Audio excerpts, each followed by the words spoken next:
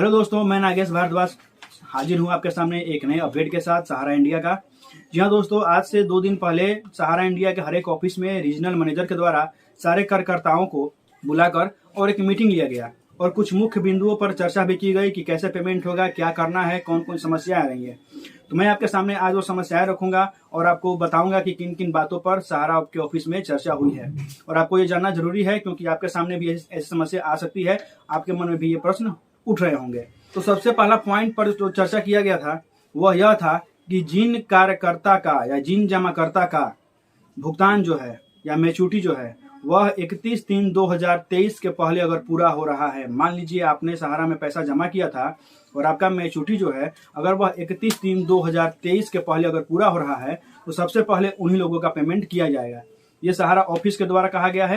हो सकता है कि सहारा ऑफिस के रीजनल मैनेजर या फिर जो भी अधिकारी हो उनका सीआरसीएस से बात हुआ हो या मीटिंग हुआ हो और इन बिंदुओं पर चर्चा की गई हो। तो जिन लोगों का 31 मार्च 2023 के पहले अगर मैच्योरिटी पूरा हो चुका है उन्हीं लोग का पहले पेमेंट होगा। आप घबराए नहीं, क्योंकि 90% और 92% लोग ऐसे हैं जिनका मैच्योरिटी 31/3/2023 के पहले पूरा हो चुका है। क्योंकि 2012 में आपका क्यूसॉप में कन्वर्ट हुआ था और 2018 में फिर उसको आपको कन्वर्ट करके सहारियन में जो 3 साल का था, फिर हमारा इंडिया जो कि 3-4 साल का वो भी था, और क्रेडिट कोऑपरेटिव में वो भी 3-4 साल का आपका स्कीम था, 5 साल का। तो लगभग हमको इतना लगता है कि 2023 31 मार्च के पहले सबका मैच्योरिटी पूरा हो चुका है। तो आपके पेमेंट मिलेंगे, आप अपना ऑनलाइन कीजिए। दूसरी एक बहुत बड़ी समस्या थी लोगों के पास कि जिनका डेथ हो चुका है तो नॉमिनी कैसे आवेदन करेंगे। तो उन लोगों के लिए सहारा ऑफिस में यह चर्चा किया गया और यह बताया गया कि जो डेथ क्लेम है वो अभी रुक जाएं, क्योंकि सीआरसीएस से बात हो रहा है। हो सकता है कि सीआरसीएस जो है वह अपने साइट पर डेथ क्लेम के लिए कोई नया ऑप्शन जोड़ दे, या फिर सीआरसीएस यह कह दे कि आप सहारा इंडिया से ही डेथ मैच्योरिटी अपना ले लीजिए। अब यहाँ पे एक बात होती है कि अगर आपको सीआरसीएस पोर्टल पर अगर आप डेथ क्लेम करते हैं, अगर ऑप्शन आ जाता है तो वो आपके लिए अच्छा होगा। लेकिन अगर यही आपको सीआरसीएस कह दे कि आप डेथ क्लेम सहारा से लीजिए तो फिर ये आपके लिए बहुत बुरी खबर है, क्योंकि जब सहारा से आप पेमेंट लेने जाइएगा तो फिर आपके सामने वही शर्त रखी जाएगी कि आप उस राशि को या 50% राशि को या फिर पूरे राशि को आप 2-3 साल के लिए सहारा किसी अन्य स्कीम में आप कन्वर्ट कर दीजिए। तो आप यही मनाइए कि सीआरसीएस के द्वारा ही आपको डेथ क्लेम का मैच्योरिटी मिले, सहारा के थ्रू आपको न मिले। तीसरा था कि बहुत सारे लोगों का एमआईएस में अकाउंट है। एमआईएस मतलब मंथली इंस्टॉलमेंट सिस्टम होता है, स्कीम होता है, मतलब कि आप जो महीना महीना ब्याज लेते हैं अपने जमा राशि पर, उनका बहुत सारे लोगों का ऐसा खाता है। तो उनके बारे में यह चर्चा किया गया सहारा ऑफिस में कि वैसे लोग जिनका 31/3/2023 के पहले एमआईएस पूरा हो चुका है, मैच्योरिटी पूरा हो चुका है, वो डिमांड कर दे, या जिनका नहीं भी हुआ है एमआईएस पूरा वो भी डिमांड कर दे। क्योंकि दोस्तों आप जानते हैं कि ये जो 4 स्कीम है सहारा इंडिया की, Sahara credit cooperative society limited, Hamara India credit cooperative society limited, Saharayan universal multipurpose society limited और स्टार मल्टीपर्पज, ये 4 स्कीम जो है इनमें अगर आपका खाता है तो ये खाता सरकार के द्वारा बंद कर दिया गया है। मतलब सहारा अब इसमें आपसे एक भी राशि जमा नहीं ले सकती है। तो अगर आपके पास ऐसा अकाउंट है इन 4 स्कीम का, चाहे आपका मैच्योरिटी पूरा हुआ हो या फिर नहीं हुआ हो, आपको उसको डिमांड कर देना है, ऑनलाइन अपना भुगतान ले लेना है, चाहे उसका मैच्योरिटी पूरा हुआ हो या फिर नहीं हुआ हो। यह आप बात ध्यान दीजिएगा। अब चौथे बात पर चर्चा की गई सहारा ऑफिस में कि जिन भी जमाकर्ताओं का नाम में गलती है, जैसे कि अगर मान लीजिए पहले उनका नाम मंजू कुमारी था अब मंजू देवी हो गया, या फिर उनका नाम रंजीत में डबल ई था और अब आई हो गया है, तो ऐसे लोग करेंगे क्या कि वो एफिडेविट बनवा लें और एफिडेविट को स्कैन करके बॉन्ड के साथ वो अपना अपलोड करें और डिमांड करें। लेकिन रुकिए, मैं आपसे यहाँ पे कहूंगा कि आप ऐसा कभी मत कीजिए, क्योंकि अभी सीआरसीएस पोर्टल पर इसके बारे में कोई अपडेट नहीं आया है। और अगर आप ऐसा करते हैं, आप बॉन्ड अगर अपना मान लीजिए कि एफिडेविट करवाते हैं, उसको स्कैन करते हैं, तो हो सकता है कि आपका पेमेंट फंस जाए। क्योंकि ये समझ जाइए कि सरकार को ऐसे खाता जो भी अपना गलती अकाउंट डालकर और जो भी अपना गलती डिटेल डालकर अगर डिमांड करते हैं तो उससे गवर्नमेंट को या फिर सहारा को ही फायदा है, क्योंकि उनका अकाउंट जो है वह डिफॉल्ट हो जाएगा। और अगर आपका अकाउंट डिफॉल्ट हो जाएगा, आपने गलत इन्फॉर्मेशन दिया हुआ है, तो फिर आप उसको दोबारा क्लेम नहीं कर पाइएगा, क्योंकि आप जानते हैं कि सीआरसीएस पर केवल एक बार ही क्लेम करने का ऑप्शन है अभी तक।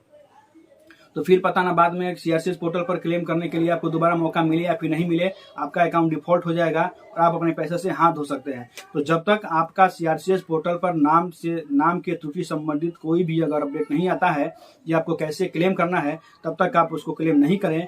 मैं भी आज 3-4 दिन से सीआरसीएस अधिकारी से बात करने की कोशिश कर रहा हूं इसी संदर्भ में, लेकिन वो लोग कॉल नहीं उठा रहे हैं। जैसे ही वो कॉल उठाएंगे हम उनसे ये सब सारी बातें समझकर और आपको एक फ्रेश वीडियो बनाकर दे देंगे कि आपको कैसे डिमांड करना है। अगर आपका नाम गलती है या फिर आपका नाम पूरा चेंज हो गया है तो आप कैसे डिमांड करेंगे, इसके बारे में आपको हम जानकारी देंगे जल्द ही CRCS ऑफिसर से बात करके।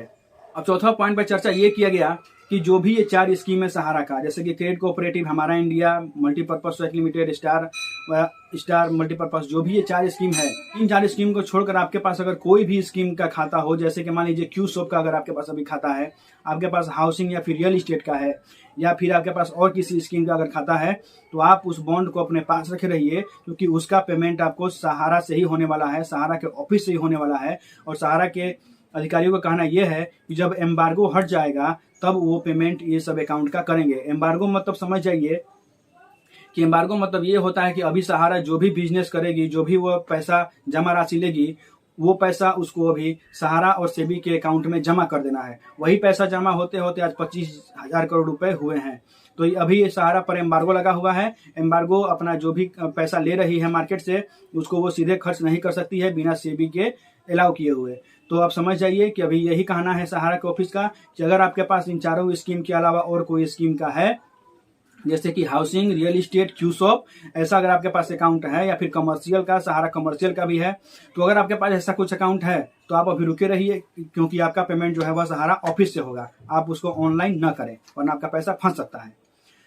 तो दोस्तों आज के लिए बस इतना ही। यही सारे पॉइंट पर सहारा में चर्चा हुआ था। आप जब भी ऑनलाइन करें तो अच्छे से सोच समझ के ऑनलाइन करें, क्योंकि एक बात समझ जाइए कि जो डिफॉल्ट अकाउंट होता है उसी पर किसी भी चिट फंड कंपनी का बहुत ज्यादा बेनिफिट होता है। जी हाँ, मान लीजिए जो भी आप जानते हैं LIC है या फिर कोई चिट फंड कंपनी है, उनको आपके डिपॉजिट पे कम फायदा होता है, लेकिन उस डिफॉल्ट अकाउंट से ज्यादा फायदा होता है जिसका कोई क्लेम करने वाला है ही नहीं। मान लीजिए अभी बहुत सारे ऐसे लोग हैं जिन्होंने सहारा में 500 का या फिर 1000 का रिकरिंग खोल दिया था, या फिर डेली अकाउंट 10 रुपए का खोल दिया था, और वो भूल गए, पहला राशि जमा करने के बाद वो फिर जमा ही नहीं किए, और उनके पास कागज भी नहीं है, तो डिमांड कैसे करेंगे। तो वैसे जो डिफॉल्ट अकाउंट है वह बहुत सारे राशि जो है वह सहारा के अकाउंट में अभी पड़ा हुआ है, और ये राशि जो है वह सहारा का नहीं है, ये आपका पैसा है जो कि ब्याज बढ़ते रहता है, लेकिन आपको पता नहीं है कि आपका सर्टिफिकेट या बॉन्ड कहाँ है कि आप उसको क्लेम कर सके। तो ऐसी सभी जो राशि होती है उससे चिट फंड कंपनियों को बहुत ज्यादा फायदा होता है। तो आप ऐसी गलती न करें। आप जब भी डिमांड करें तो अच्छी तरह से डिमांड करें, पहले सोच समझ लें कि कैसे डिमांड हो रहा है, पूरा प्रोसेस समझ लें और तब डिमांड करें। आपका चाहे क्रेडिट कोऑपरेटिव का डिमांड हो, सहारियन का डिमांड हो, या फिर हमारा इंडिया का डिमांड हो, मैंने सारे पर वीडियो बनाकर अपने चैनल पर डाला हुआ है। आप सभी वीडियो को बारी बारी से देख लें और तभी आप अपना डिमांड करें। अगर आपके पास अभी भी कोई क्वेरी है, कोई समस्या है, कमेंट बॉक्स में लिखिए, आपके हम समस्या का समाधान करेंगे। मिलते हैं अगले वीडियो में, तब तक के लिए धन्यवाद।